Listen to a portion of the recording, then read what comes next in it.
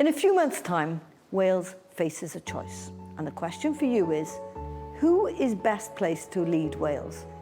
Welsh Labour founded devolution, and we've spent a generation using it carefully, responsibly, and always in the interests of the people of Wales.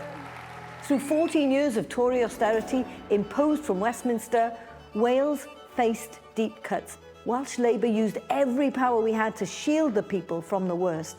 We held the line, and that wasn't easy, but my goodness, it mattered. In May's election, Wales will choose again. After years of just getting by, now with the extra money flowing from Westminster again, we can start investing, not just coping. As First Minister, I'm leading a new generation into that next chapter. We've been a stable, serious government focused on delivery. Now we're focused on progress.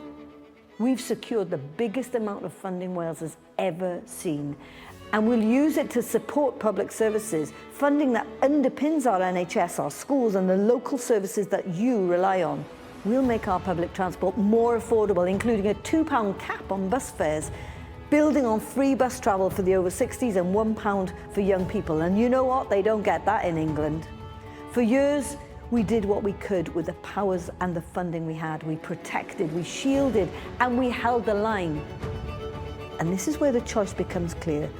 Plaid Cymru talks about ambition, but they don't want you to hear too loudly their ambitions for independence and the breakup of the United Kingdom.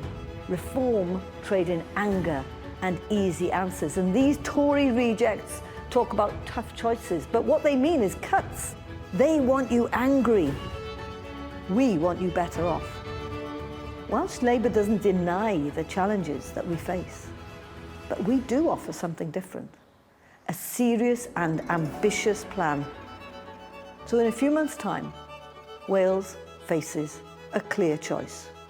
Progress with a plan or protest without answers.